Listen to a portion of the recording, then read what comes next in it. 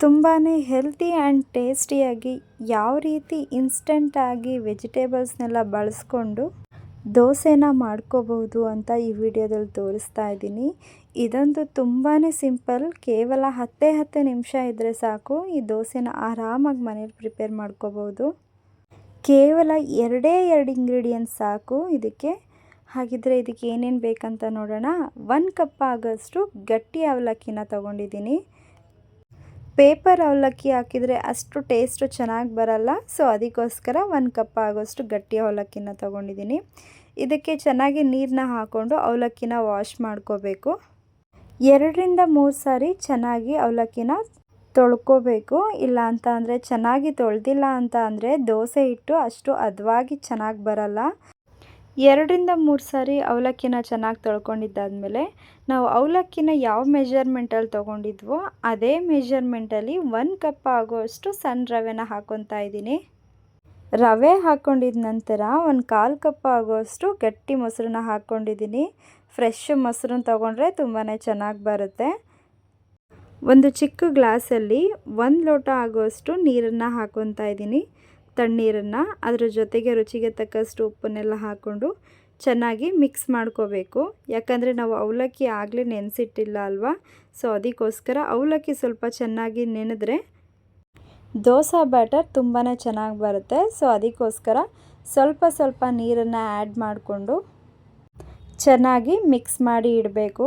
In case time ಇಲ್ಲ ಅಂದರೆ ಹಾಗೆ ಡೈರೆಕ್ಟಾಗಿ ರುಬ್ಬೋದಕ್ಕೂ ಕೂಡ ಹಾಕೋಬೋದು. ಟೈಮ್ ಇದೆ ಅಂತ ಅಂದರೆ ಸ್ವಲ್ಪ ಹೊತ್ತು ಮಿಕ್ಸ್ ಮಾಡಿ ಒಂದು 5 ನಿಮಿಷ ನೆನೆಯೋದಕ್ಕೆ ಇಟ್ಟರೆ ಸಾಕಾಗುತ್ತೆ. ಈ ಬ್ಯಾಟರ್ ಚೆನ್ನಾಗಿ ನೆನೆಯೋ ಅಷ್ಟರಲ್ಲಿ ಒಂದು ಒಗ್ಗರಣೆ ರೆಡಿ ಮಾಡ್ಕೊಳ್ಳೋಣ. ಒಗ್ಗರಣೆ ಹಾಕ್ಕೊಳ್ಳೋದಕ್ಕೋಸ್ಕರ ಅಂತ ಫ್ರೈ ಪ್ಯಾನ್ ಬಿಸಿ ಆಗಿದ್ಮೇಲೆ ಒಂದು 2-3 ಚಮಚ ಆಯಿಲ್ನ ಹಾಕ್ಕೊಂಡು ಒಂದು ಚಿಕ್ಕದಾಗಿ ಕಟ್ ಮಾಡ್ಕೊಂಡಿರುವಂಥ ಹಸಿಮೆಣಸಿನಕಾಯಿ, ಒಂದು ಮೀಡಿಯಮ್ ಸೈಜ್ ಈರುಳ್ಳಿನ ಇದನ್ನು ಕೂಡ ಚಿಕ್ಕದಾಗಿ ಕಟ್ ಮಾಡ್ಕೊಂಡಿದ್ದೀನಿ. 1 ಕಪ್ ಆಗೋಷ್ಟು ಕ್ಯಾರೆಟ್. ನಾನಿಲ್ಲಿ ತೋರಿಸ್ತಾ ಇರೋವಂಥ ಎಲ್ಲ ತರಕಾರಿಗಳನ್ನೂ ಕೂಡ ಚಿಕ್ಕದಾಗಿ ಕಟ್ ಮಾಡಿ ಹಾಕ್ಕೋಬೇಕು. ಅದ್ರ ಜೊತೆಗೆ 1 ಕಪ್ ಆಗೋಷ್ಟು ಕ್ಯಾಪ್ಸಿಕಮ್, ಎಲ್ಲ ವೆಜಿಟೇಬಲ್ಸ್ನೂ ಕೂಡ ಹಾಕ್ಕೊಂಡು ಚೆನ್ನಾಗಿ ಫ್ರೈ ಮಾಡ್ಕೋಬೇಕು. ಆದಷ್ಟು ಮೀಡಿಯಮ್ ಫ್ಲೇಮಲ್ಲೇ ಇಟ್ಕೊಂಡು ತರಕಾರಿಗಳನ್ನೆಲ್ಲ ಚೆನ್ನಾಗಿ ಫ್ರೈ ಮಾಡ್ಕೋಬೇಕು. ಇಲ್ಲ ಅಂತ ಅಂದರೆ ಸೀದೋಗಿದ್ರೆ ಅಷ್ಟೊಂದು ಟೇಸ್ಟು ಚೆನ್ನಾಗಿ ಬರೋದಿಲ್ಲ. ತುಂಬ ಹೊತ್ತಾದರೂ ಅಷ್ಟೇ ತರಕಾರಿಗಳನ್ನ ಬೇಯಿಸೋದಕ್ಕೆ ಹೋಗಬೇಡಿ. ಇದರಲ್ಲಿ ತರಕಾರಿ ಕ್ರಂಚಿಯಾಗಿ ಸಿಗ್ತಾಯಿದ್ರೆ ತುಂಬಾ ಚೆನ್ನಾಗಿ ಬರುತ್ತೆ. ಸ್ವಲ್ಪ ಹೊತ್ತು ಫ್ರೈ ಮಾಡಿಕೊಂಡ್ರೆ ಸಾಕು. ಸೊ ಅದು ತಣ್ಣಗಾಗುವಷ್ಟರಲ್ಲಿ ಇದನ್ನು ಕೂಡ ಚೆನ್ನಾಗಿ ಮ್ಯಾರಿನೇಟ್ ಆಗಿತ್ತು. ಎಲ್ಲ ತಾಯಂದ್ರಿಗೂ ಕೂಡ ದಿನಾಗಲೂ ಏನು ರೆಸಿಪಿ ಮಾಡೋದು, ಮಕ್ಕಳ ಲಂಚ್ ಬಾಕ್ಸಿಗೆ ಯಾವ ಥರ ಅಡುಗೆ ಮಾಡೋದು ಅಂತಲೇ ಪ್ರತಿದಿನವೂ ಕೂಡ ಅದೇ ಯೋಚನೆ ಆಗಿರುತ್ತೆ. ಅಂಥವರಿಗೆಲ್ಲ ಈ ವಿಡಿಯೋ ತುಂಬಾ ಹೆಲ್ಪ್ ಆಗುತ್ತೆ. ಸೊ ಇಷ್ಟು ಚೆನ್ನಾಗಿ ನೆಂದಿದ್ರೆ ಸಾಕು. ಈ ನೆಂದಿರೋ ಅಂಥ ಅವಲಕ್ಕಿ ಮತ್ತು ರವೆನ ಒಂದು ಮಿಕ್ಸರ್ ಜಾರಿಗೆ ಹಾಕ್ಕೊಂಡು ಚೆನ್ನಾಗಿ ರುಬ್ಕೋಬೇಕು. ನುಣ್ಣಗೆ ಮತ್ತು ನೈಸಾಗಿ ಇದನ್ನು ಪೇಸ್ಟ್ ಮಾಡ್ಕೋಬೇಕು. ಅತಿ ಹೆಚ್ಚು ನೀರನ್ನ ಸೇರಿಸ್ಕೊಳ್ಳೋ ಅವಶ್ಯಕತೆ ಇಲ್ಲ. ಸ್ವಲ್ಪ ಸೇರಿಸ್ಕೊಂಡು ಗಟ್ಟಿಯಾಗಿ ಬ್ಯಾಟರ್ನ ರೆಡಿ ಮಾಡ್ಕೋಬೇಕು. ಈ ಒಂದು ಕನ್ಸಿಸ್ಟೆನ್ಸಿಲಿ ಇದ್ದರೆ ಸಾಕು. ತುಂಬಾ ತೆಳುವಾದರೆ ಅಷ್ಟು ಚೆನ್ನಾಗಿ ಬರೋದಿಲ್ಲ.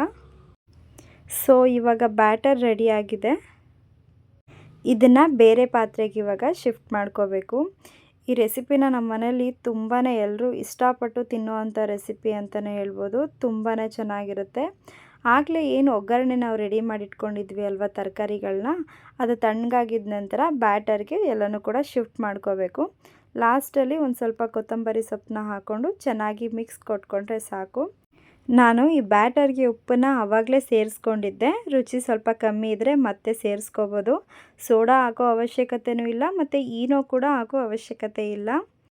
ಇದೆಲ್ಲನೂ ಕೂಡ ಚೆನ್ನಾಗಿ ಮಿಕ್ಸ್ ಮಾಡ್ಕೊಂಡಿದ ನಂತರ ಫ್ರೈ ಪ್ಯಾನ್ ಬಿಸಿ ಆಗಿದ್ಮೇಲೆ ನಾವು ಆಗಲೇ ಏನು ತಯಾರು ಮಾಡ್ಕೊಂಡಿದ್ವಿ ಅಲ್ವಾ ಆ ಬ್ಯಾಟರ್ನ ಹಾಗೆ ಬಿಡ್ತಾಯಿದ್ದೀನಿ. ಇದನ್ನು ತುಂಬಾ ದೊಡ್ಡದಾಗಿ ಹಾಕೋ ಅವಶ್ಯಕತೆ ಇಲ್ಲ. ಚಿಕ್ಕದಾಗಿ ಉತ್ತಪ್ಪ ರೀತಿಲಿ ಚಿಕ್ಕದಾಗಿ ಹಾಕ್ಕೊಂಡ್ರೆ ಸಾಕು. ಅದ್ರ ಮೇಲೆ ಲಾಸ್ಟಲ್ಲಿ ಸ್ವಲ್ಪ ಆಯಿಲ್ನ ಹಾಕಿ ಒಂದು ಲಿಡ್ನ ಕ್ಲೋಸ್ ಮಾಡಿ ಸ್ವಲ್ಪ ಹೊತ್ತು ಬೇಯಿಸೋದಕ್ಕೆ ಇಡಬೇಕು. ಆದಷ್ಟು ಲೋ ಫ್ಲೇಮಲ್ಲೇ ಕುಕ್ ಮಾಡಿ. ನೋಡ್ತಾ ಇರ್ಬೋದು ನೀವು ಎಷ್ಟು ತುಂಬಾ ಚೆನ್ನಾಗಾಗಿದೆ ಅಂತ. ಎರಡೂ ಕಡೆನೂ ಕೂಡ ಈಕ್ವಲ್ ಆಗಿ ಚೆನ್ನಾಗಿ ಬೇಯಿಸ್ಕೋಬೇಕು. ಇಲ್ಲ ಅಂದರೆ ಮೇಲೆಲ್ಲ ಚೆನ್ನಾಗಿ ಕುಕ್ ಆಗಿರುತ್ತೆ, ಒಳಗಡೆ ಹಾಗೆ ಹಸಿ ಹಸಿ ಆಗಿರುತ್ತೆ. ಸೊ ಅದಕ್ಕೋಸ್ಕರ ಎರಡೂ ಕಡೆ ಈಕ್ವಲ್ ಆಗಿ ಬೇಯಿಸ್ಕೋಬೇಕು. ಇದ್ರ ಜೊತೆಗೆ ಕಾಯಿ ಚಟ್ನಿ ಇದ್ದರೆ ತುಂಬಾ ಚೆನ್ನಾಗಿರುತ್ತೆ. ನಾನು ಆಲ್ರೆಡಿ ನಂದು ಹಳೆ ವಿಡಿಯೋದಲ್ಲಿ ತೆಂಗಿನಕಾಯಿ ಚಟ್ನಿ ಮಾಡೋದನ್ನು ತೋರಿಸಿದ್ದೀನಿ. ನಿಮಗೆ ಟೈಮ್ ಇತ್ತು ಅಂದರೆ ನನ್ನ ಹಳೆ ವಿಡಿಯೋದಲ್ಲಿ ತೆಂಗಿನಕಾಯಿ ಚಟ್ನಿ ರೆಸಿಪಿನೂ ಕೂಡ ಹಾಕಿದ್ದೀನಿ, ಒಂದು ಸಲ ಚೆಕ್ ಮಾಡಿ. ನಾನು ತೋರಿಸಿರೋವಂಥ ಮೆಷರ್ಮೆಂಟಲ್ಲಿ ಮಾಡಿದ್ರೆ ಒಂದು 10ರಿಂದ 15 ಆರಾಮಾಗಿ ದೋಸೆಗಳನ್ನ ಮಾಡ್ಕೋಬೋದು. ನೋಡಿದ್ರಲ್ವಾ ಎಷ್ಟು ಸಿಂಪಲ್ಲಾಗಿ ಕೇವಲ 2 ಇಂಗ್ರೀಡಿಯೆಂಟ್ಸ್ನ ಬಳಸ್ಕೊಂಡು ಎಷ್ಟು ಟೇಸ್ಟಿ ಆ್ಯಂಡ್ ಹೆಲ್ತಿಯಾಗಿರೋ ರೆಸಿಪಿನ ಮಾಡ್ಕೋಬೋದು ಅಂತ ನಾನು ಈ ವಿಡಿಯೋದಲ್ಲಿ ನಿಮಗೆ ತೋರಿಸಿದ್ದೀನಿ. ಈ ರೆಸಿಪಿ ಅಂತೂ ಮೇಲೆ ಕ್ರಿಸ್ಪಿಯಾಗಿ ಮತ್ತು ಒಳಗಡೆ ಸಾಫ್ಟ್ ಆ್ಯಂಡ್ ಕ್ರಂಚಿಯಾಗಿರುತ್ತೆ. ತಿನ್ನುವಾಗ ತರಕಾರಿಗಳು ಹಾಗೆ ಮಧ್ಯದಲ್ಲಿ ಸಿಗ್ತಾ ಇರುತ್ತೆ. ಚಟ್ನಿ ಜೊತೆಗಂತೂ ಸಖತ್ತಾಗಿರುತ್ತೆ ಕಾಂಬಿನೇಷನ್ನು. ನಿಮಗೂ ಕೂಡ ಈ ವಿಡಿಯೋ ಇಷ್ಟ ಆಗಿದ್ದರೆ ನಿಮ್ಮ ಫ್ರೆಂಡ್ಸ್ ಆ್ಯಂಡ್ ಫ್ಯಾಮಿಲಿ ಜೊತೆಗೆ ಶೇರ್ ಮಾಡಿ. ಹಾಗೆ ಯಾರೆಲ್ಲ ಹೊಸದಾಗಿ ನನ್ನ ಚಾನಲ್ ನೋಡ್ತಾ ಇದ್ದೀರಾ ದಯವಿಟ್ಟು ಸಬ್ಸ್ಕ್ರೈಬ್ ಮಾಡ್ಕೊಳ್ಳಿ. ಈ ವಿಡಿಯೋ ನಿಮಗೆ ಇಷ್ಟ ಆಗಿದ್ದರೆ ಪ್ಲೀಸ್ ಒಂದು ಲೈಕ್ ಮಾಡಿ. ನೀವು ಕೂಡ ಮನೆಯಲ್ಲಿ ಒಂದು ಸಲ ಈ ರೆಸಿಪಿನ ಟ್ರೈ ಮಾಡಿ ಹೇಗೆ ಬಂತು ಅಂತ ಕಮೆಂಟ್ ಸೆಕ್ಷನಲ್ಲಿ ತಿಳಿಸಿ.